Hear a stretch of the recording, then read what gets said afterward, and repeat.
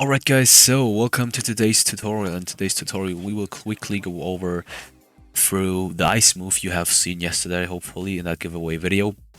So I'm gonna show you how to create it, and obviously I have to create the tutorials first before I release the giveaway videos because also I'm like basically creating the moves in this video right here, so this video comes first when it comes to recording, and then I record the giveaway video later on, but you guys see the giveaway video first and then this. No, so it is exactly the other way around, but let's just work, okay? So what we need is this thing, this ice platform. You guys should know from the ice walk giveaway video. Okay, so if you're curious on how to create this within Blender, then go ahead and check the tutorial out for that video. I'm just gonna use this one for our move now as well. So I'm gonna clone it, and I'm gonna edit it a little because I'm not really happy with how it looks like. So let's duplicate this. Let's put the duplicated part inside of it. Let's change the size.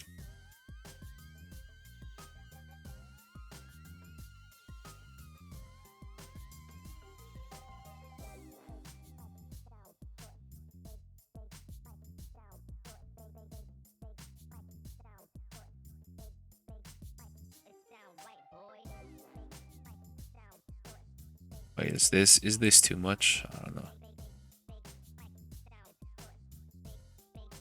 I don't know, to be honest, but well, I just wanted to add this force field ice effect to it. I don't know. I think that it actually enriches this model when it comes to the looks. Wait, now it does. Now it does.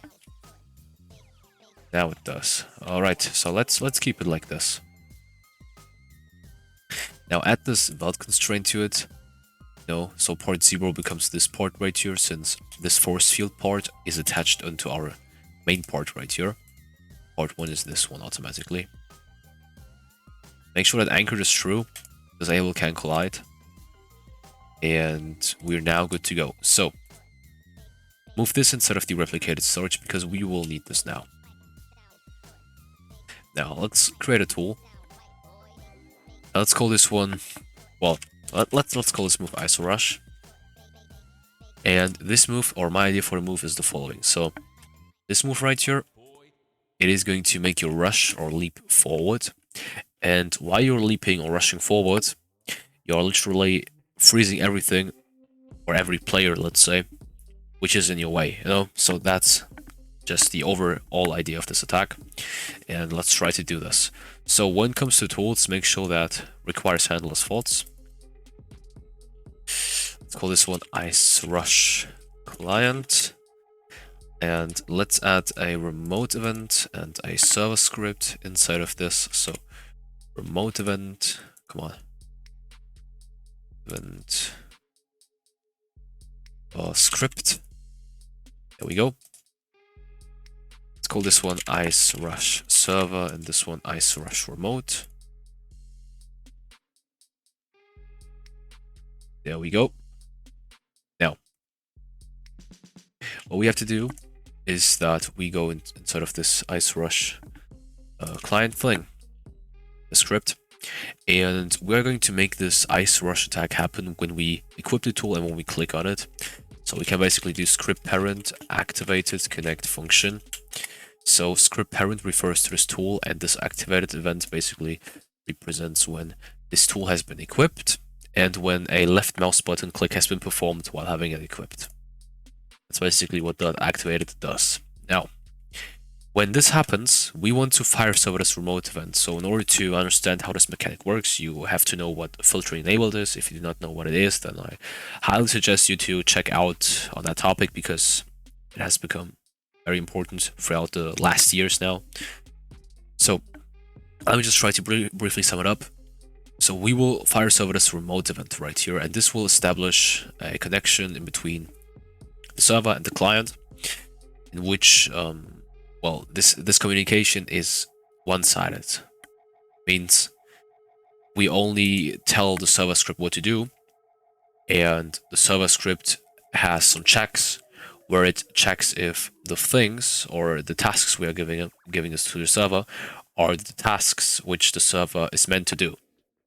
So let me try to demonstrate this. So script icerush remote fire server. This is basically this kind of communication I was talking about. So this fire server function right here fires this icerush remote with certain arguments. So we can pass on some information on this fire server.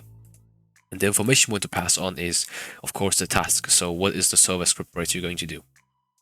This is, of course, going to be icerush. Now, you might ask, okay, so we are now fire serving this remote event. How is the server script going to, or how is it involved? So that's also pretty easy to show you. So script parent refers to this client script and then icerush remote on server event. So basically we are referring to this remote event and then we are having this on server event. And this on server event right here, it reacts to every fire server which has been done on this remote event. And it also receives all of the arguments you put inside of here. In this case, we only have one, which is icerush. And regarding the arguments, there's one more thing to say. So the first argument right here is always the player. Keep that in mind. Even though when you do not put the player inside of here, it always is the player, okay? The first argument is always the player. The second one can be anything you like. In our case, as I've told you, the first argument right here describes the tasks. Therefore, what is my first argument? So, what means the task. So, what task is this thing to do? If it is icerush, then we want to continue. Now, so how do we continue with this? So, as I've told you, I want our character to leap forward. Means there has to be an animation and there has to be a body mover at least, because we want the character to move forward automatically. And what we also want to do is that we want to clone those ice platforms and we want to place them underneath the player. So those are our ideas or our objectives, let's say. First thing is regarding the animation. So animation instance.new animation. And we want to put this one inside of the character. Before we do it, let me just create a variable to just easily refer to the character. So instead of writing play.character every time, we now have this one certain variable which allows us to refer to the character without typing out play.character, Animation name, leap forward, I don't know, animation ID. So we of course have to create this animation in a minute, but we'll do that soon. So next thing when it comes to animations is that you're of course able to create them, and creating them is of course not enough, so you have to load them as well. And in this case we will make use of this loader. So let me explain you how this works. So inside of your humanoid you have an instance called animator. So a few years ago it was the humanoid which was responsible to load animations, okay? But now it has become this animator instance. So this animator is responsible to load animations. And the way on how you load animations is that you write down this function called load animation. And then instead of those brackets, you have to refer to the animation which you want to load. And in our case, it is going to be this animation up here, which is this leap forward animation. Now, loading the animation makes you able to play the animation and also to stop the animation. So you're not able to do it like this. So you're not able to write down this, for example, because this animation instance right here cannot be stopped or played unless it has been loaded before, and you do not play or stop the animation itself, but the loader. So you can now do loader play in order to play the animation. Of course, we have to place an animation ID inside of here, but we'll do that soon. Now, the next thing is about the body movers. So local, or this one certain body mover, which is going to be the body velocity. So instance.new body velocity character humanoid root part. So we are creating a body velocity instead of the humanoid root part, and we want the max force for want the max force to be very huge. So math huge, math huge, math huge. Now the velocity is going to be following. So character humanoid root part C-frame look vector multiplied with a number, and this number right here describes the intensity as far as I can remember. And what happens down here is that the character is being pushed into the direction character or the humanoid root part is looking to, multiplied with a certain number. And this certain number right here, of course, the greater it is, the greater the intensity becomes at the end. So having this at 20, it has a different intensity on the character than having this on 40 or 60, for example. But we'll see this soon. And while the character is being pushed forward, we want to create those ice platforms underneath the player, but we are going to do that soon. Let me just quickly create this animation right here. So it is not going to be a good animation because I'm not an animator, but it does not even have to be a good animation because it is basically just the character pushing forward, you know.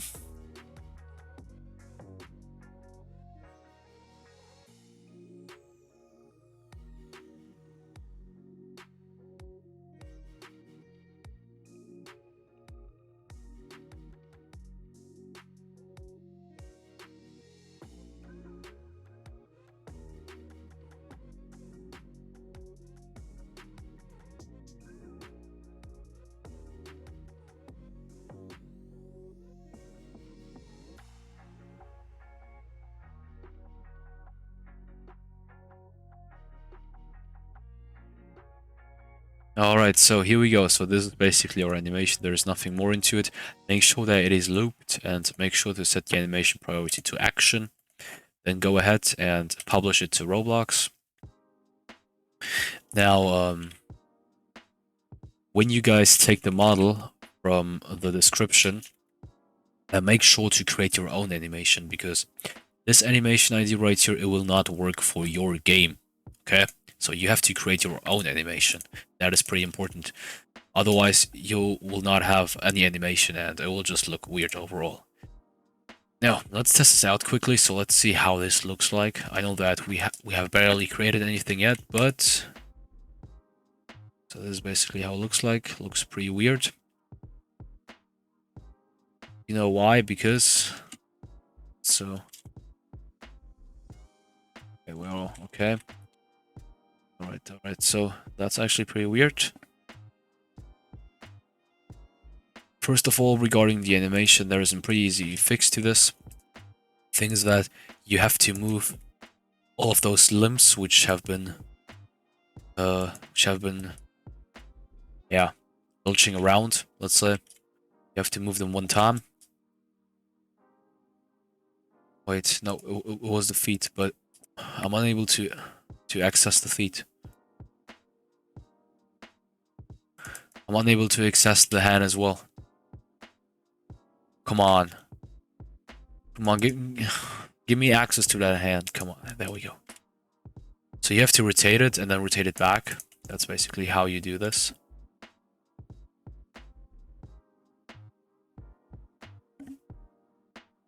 Okay, there we go. Wait.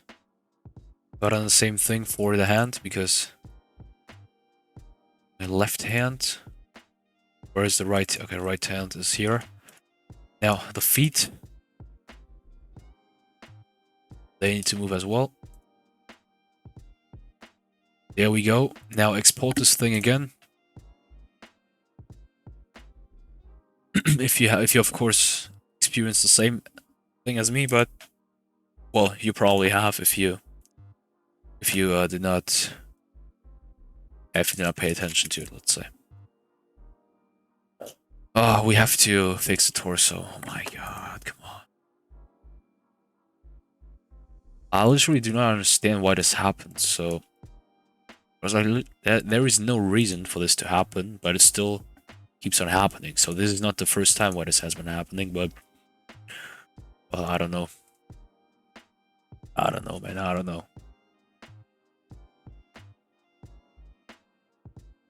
There we go. Now, there still is one problem with us being able to, yeah, just rotate around. So regarding the second thing, or second problem, back then I was handling this via body gyro, so another body mover, but I think that there is this property right here called auto rotate, which basically makes the player face into the direction where where the where the character model is facing. But I haven't used this yet, you know, so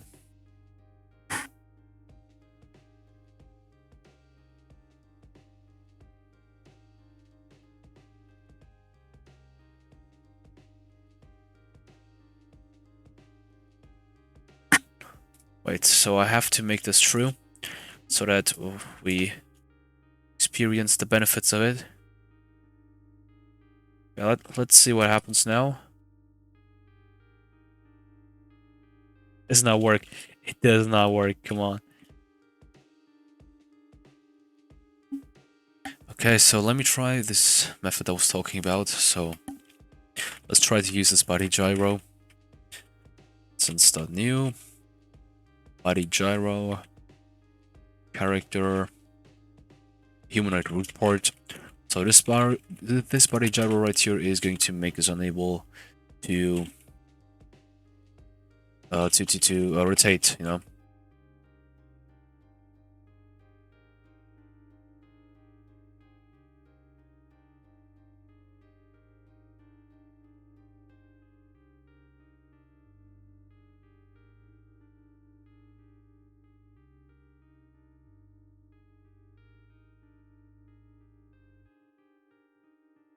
Okay, let's see how this will work out.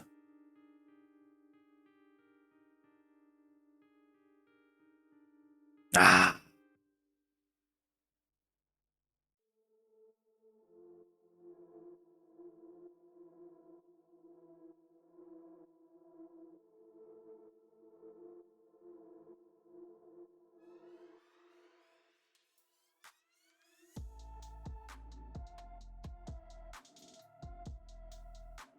Wait.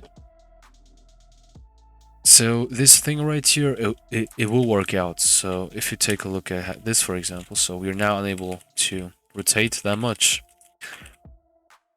The thing is that the direction we're heading to, not exactly the direction we are facing.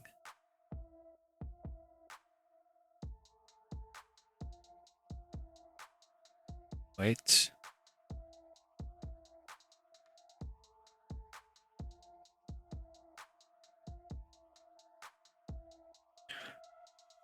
Wait.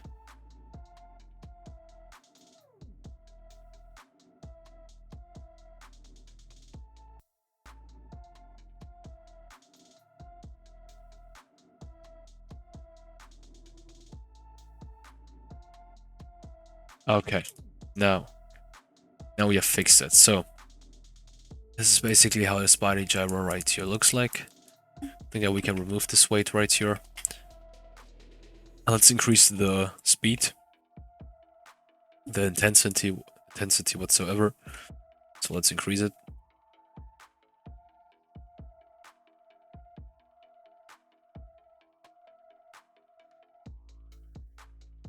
Okay, so this is too fast, of course.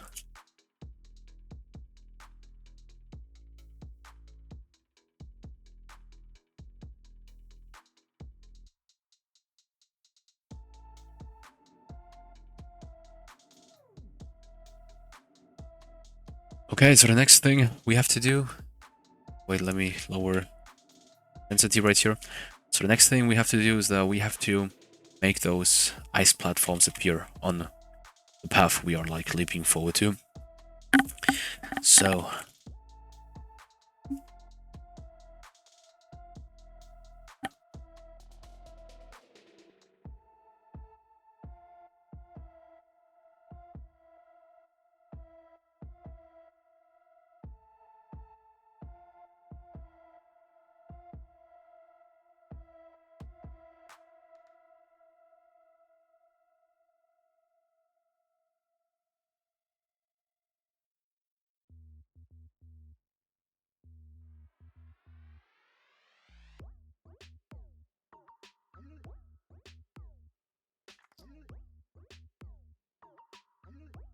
Wait, let me see how this is going to look like. I'm just curious about it.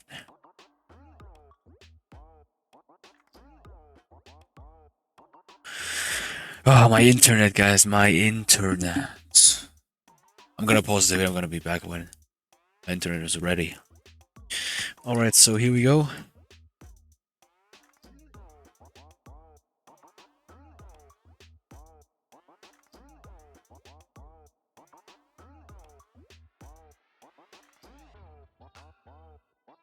Let me put this at 0 and let me decrease the wait time.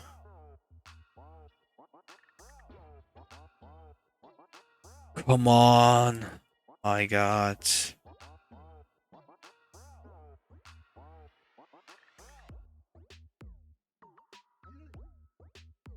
I'll make sure that this ice platform inside of here is not anchored.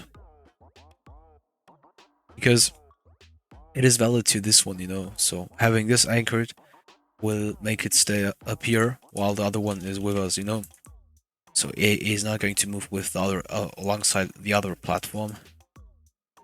Therefore, make sure that it is not anchored. There we go, as you can see.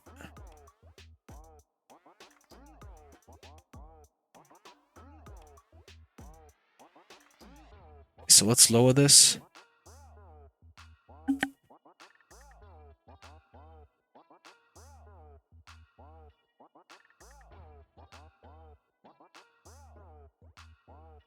It is probably underneath the surface. Also, after this is done, make sure to destroy the body velocity and to make the loader stop and to destroy the body gyro as well. There we go.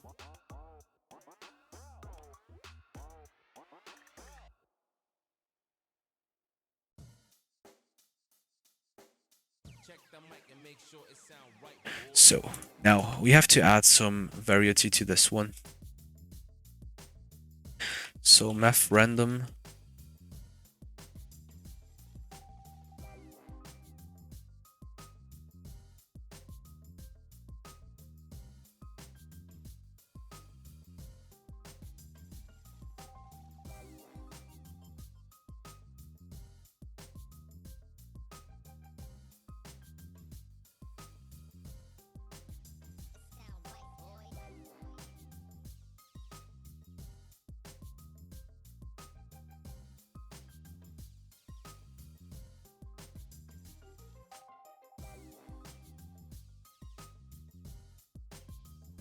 Wait.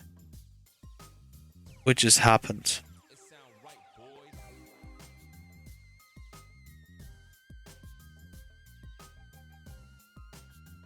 Wait. What was this? What was that thing right here?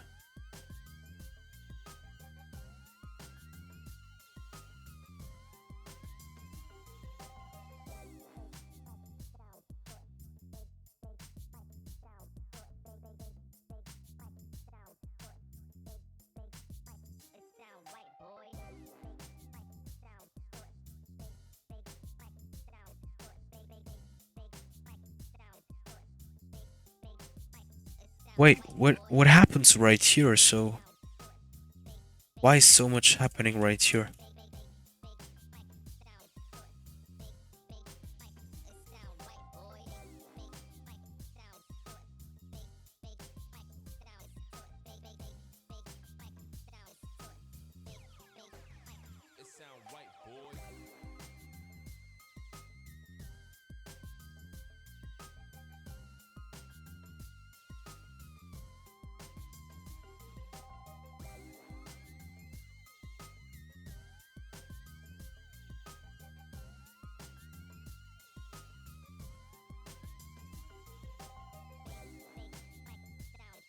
There we go. There we go.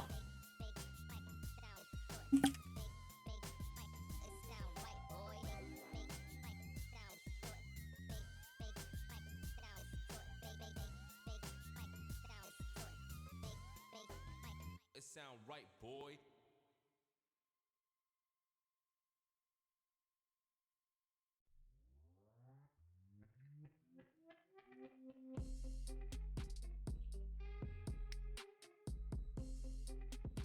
There we go. There we go. So we're now starting to create some more variety to this one. There's still one more thing I would like to do, which has to do with tweening, of course. So local T, game get service, tween service, create, X. Now tween info new. So let's make this 0.5. Wait, let's actually make this 0.1. Anim, easing style, linear, anim, easing direction out, and that's it.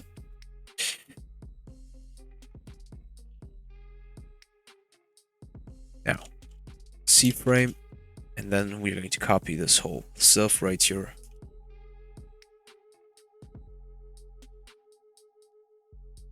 And then we are going to make a play. And there we go. Let's see how this is going to look like.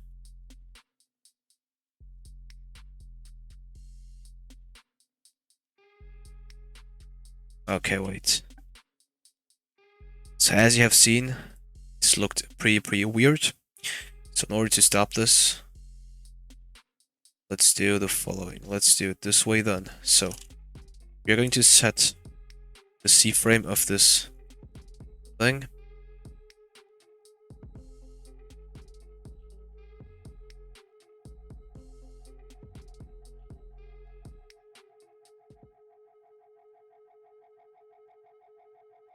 Wait.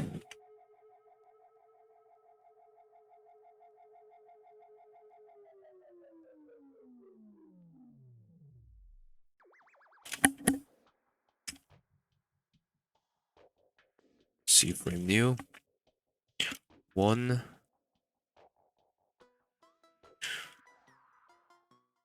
No. -3, 1. Wait, let's see what happens when we do it that way. So the problem is that we have to set a C frame which is near the C frame we want to achieve. Otherwise, those ice parts will just come from here and then will be put to their desired C frames. Wait, why is nothing happening now? So where are they? They are right there. But why? Why are they over there? Oh, because of C frame, X C frame, new. I mean, X C frame multiplied with the new C frame. So that was the problem.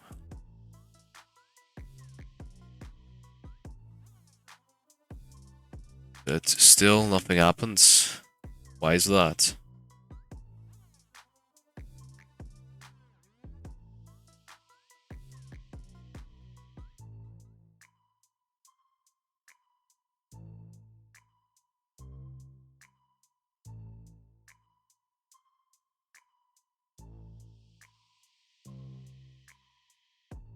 Okay. So now we are coming closer to what we want to achieve.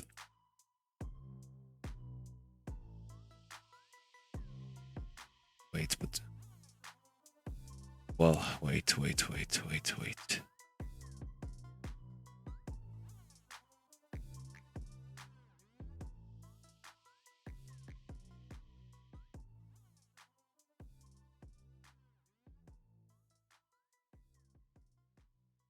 Maybe this is way too fast because this tween right here, it does not really look like a tween, you know?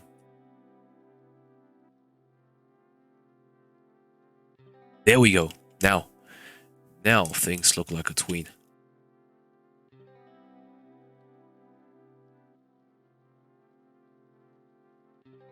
But it is a little bit too slow, you know?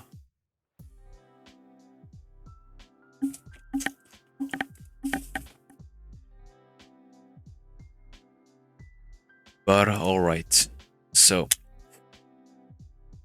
game debris add item.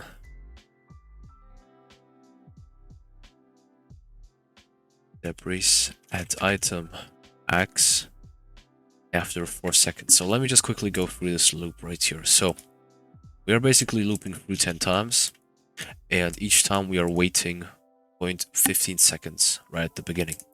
Then we are cloning this ice platform, we are putting it inside of the workspace, and then we are setting up a C-frame, which uses our humanoid report C-frame as the base, and then we are like placing the ice platform underneath, so far underneath our character, with some random spots, okay, random rotation, random spots, and far underneath our character.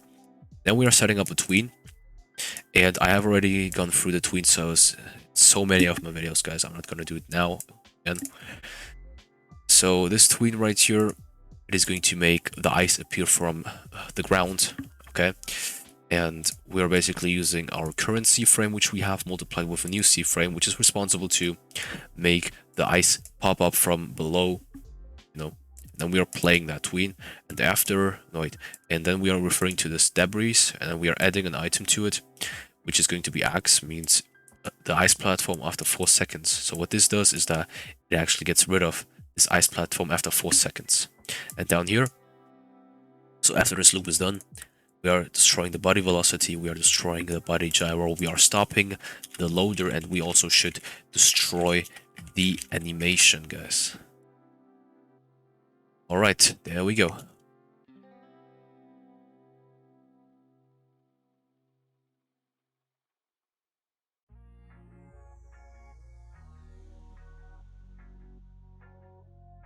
Let's spam this button, let's see what happens. Okay. So the next step is to wait. The next step is to make every enemy which is nearby freeze. So how do we do that? Let's add a spawn function. So spawn function while BV exists do. Okay, wait. Now for IV in pairs workspace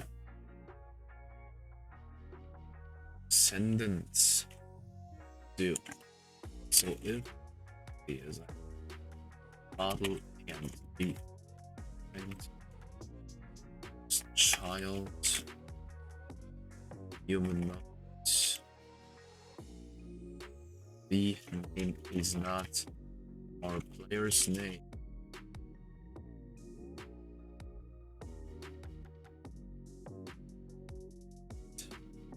You're not even do it this way. Let's just print anything out anyways, just to see if this works.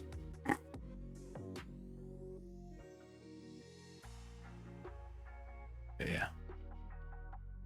It still prints that out, although our body velocity is gone.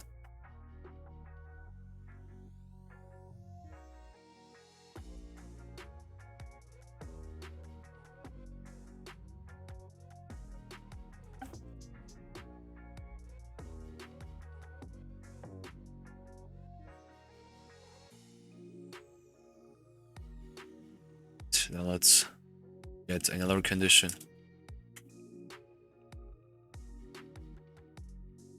Okay, now this one works fine. Alright, perfect. So let me quickly explain you what has happened right here. So we have now set up the spawn function, which makes this loop right here run apart from the rest and even without interrupting the rest. So as you guys know, when we have a loop, then basically pauses all of the other parts of the script and just focuses on the loop. So this will not happen because we have set it up inside of the spawn function. Now, this loop is bound to one condition, so it will run as long as this leap forward or an instance called leap forward exists inside of the character. And this leap forward instance is our animation right here.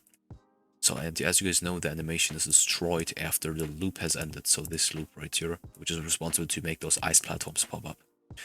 Basically, this loop right here will run as long as those ice platforms pop up. Now, we have to add this wait inside of here, otherwise this loop will crash our game. And right here, we are looping through. The workspace descendants means every instance inside of the workspace. So really every instance, not even those which are visible to us here, but also those inside of here, and like so literally everything. Okay, and we are checking whether the instance we're currently at is a model, has a humanoid inside of it, and that the instance's name is not our player's name. So model and humanoid, they conclude to a character model. It does not matter if it is an NPC or a player's character model. This does not matter to us. The only thing which matters to us is that it is a character model, and that this character model does not belong to our player, which is excluded via this third condition.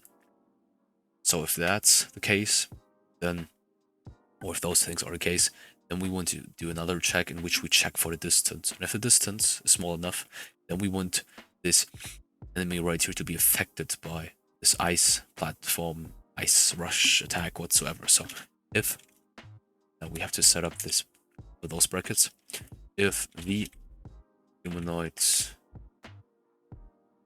root part, C-frame, no, not C-frame, position minus char,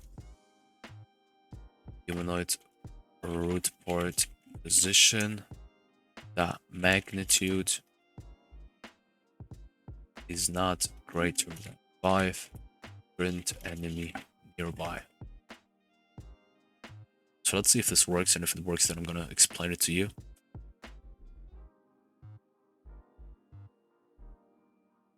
Okay, there we go. Yeah, enemies nearby, so this works. So let me tell you how this works. So basically we are subtracting, saying the term, I don't know. So basically the enemy's position minus our position, the magnitude, then we receive the instance in stats as far as I know.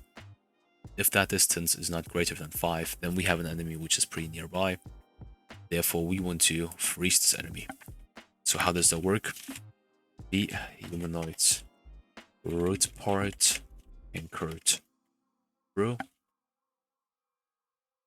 So that's the first thing which makes the enemy unable to move. Another thing is that we create some effects to actually show that the enemy is unable to move. So how could we do that? We could either just duplicate the legs, then change the color of those legs. Wait, or ways. Oh, never mind. So we could either duplicate those legs and then change the color. No, wait. We could either change the color and the material of those legs. First thing, we could duplicate the legs and do the same, or we could add another effect to it. And I actually prefer the third method because, I don't know, it just allows us more opportunities regarding this. So let me paste this ice platform inside of here and let me show you what kind of effects are in my mind currently. So we could do something like this. Get rid of this. And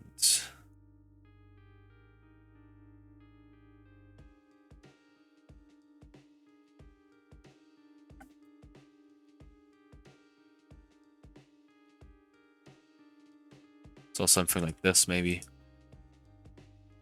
so that the enemy is unable to move, you know.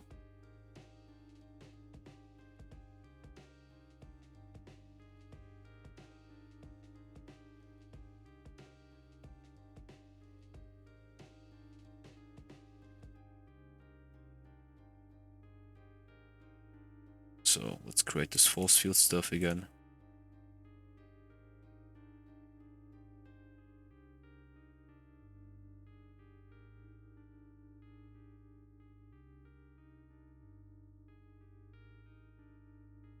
Wait, what happened? Okay, never mind.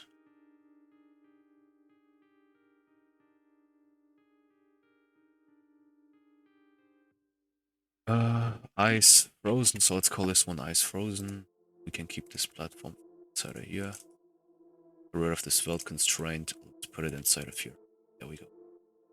Now, we can now clone this effect. So, F, game, get service, replicated storage, wait for child, ice frozen. clone f parent b. Make sure that it is anchored and can collide as false. And also make sure that the same thing goes for this instance right here, which is valid until this ice frozen. F C-frame equals v humanoid root part C-frame multiplied with another C-frame right here. Go. Let's see how this is going to work out.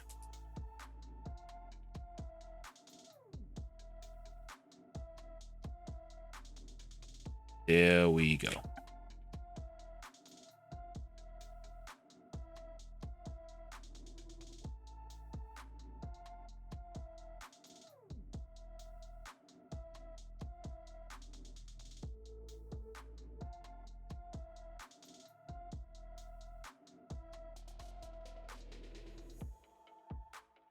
Let me increase the size a little, because I have the feeling that the size right here makes those ice parts look different from each other.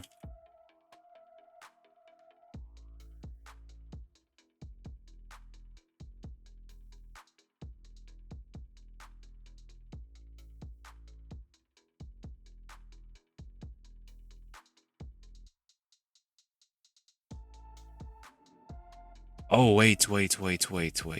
I know why this is happening. Let's take a look inside of the Snake Man's character model. Yeah. There we go. That's the reason why.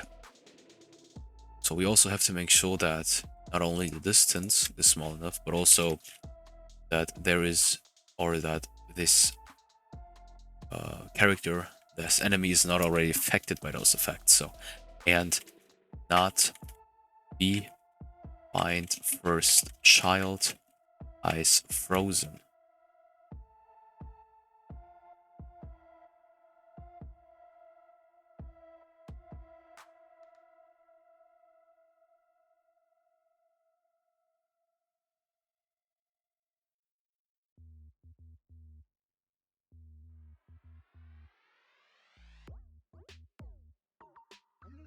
So this guy right here, he is totally frozen.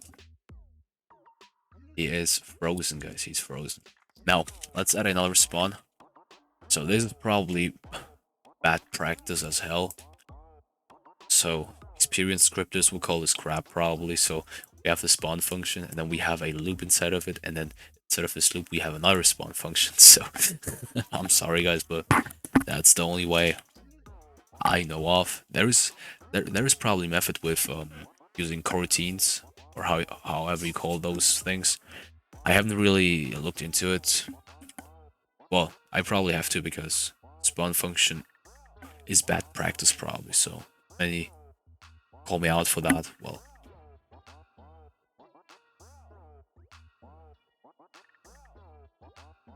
so after 5 seconds, we want to destroy this ice thing. We want to free our enemies, so humanoid report anchored bots. So there's one more thing I want to do regarding this ice frozen thing, and this is of course to tween this whole thing. So let's clone the tween from down here.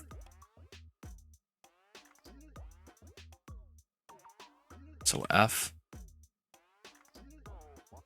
and C frame is going to be this one. Let's increase this to 6. And let's play this thing and let's see how this is going to look like. I've also forgot to add damage, so you can add damage if you want to as well.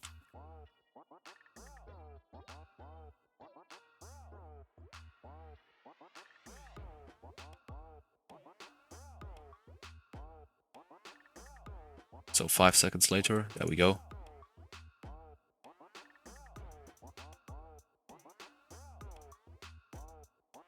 There we go.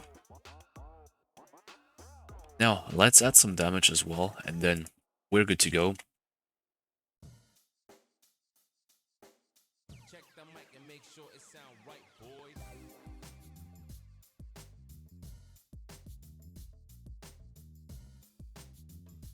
Alright. Let me add some dummies right here so that we can test this out a little bit more. I'm going to add, so I have added those 3 dummies right here. Let me just slide next to them.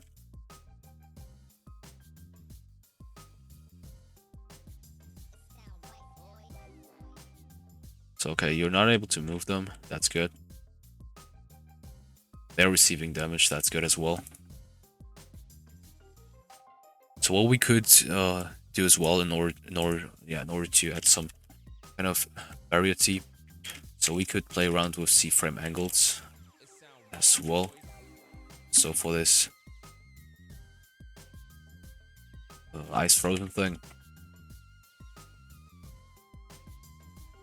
wait.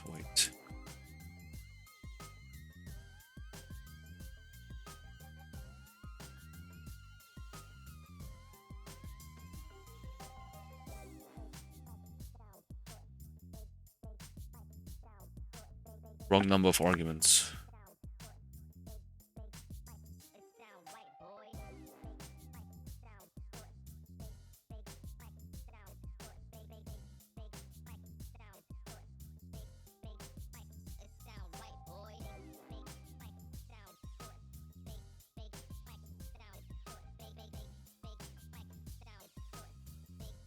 Okay, but why?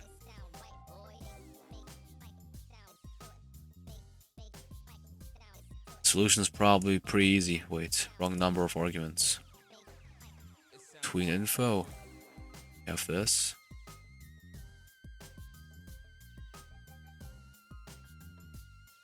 Wait.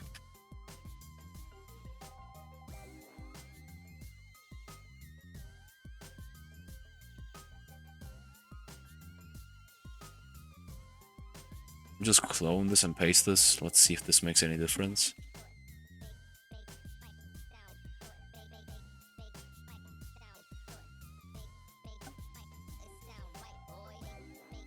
Okay. Well, now it works. So we have now the different rotation inside of here, as you can see.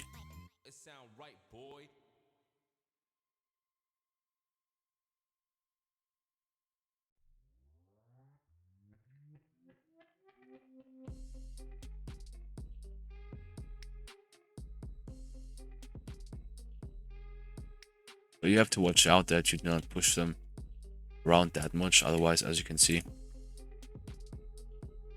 you have this problem that this ice block spawns right here while you have pushed around the enemy far away.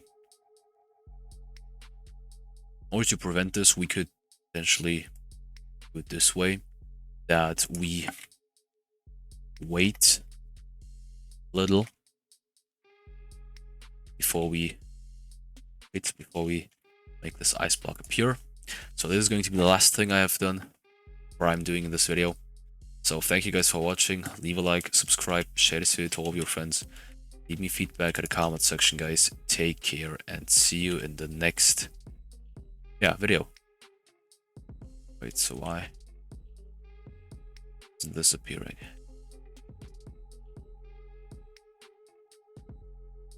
Oh, come on, never mind. Okay, take care. See you in the next video, guys.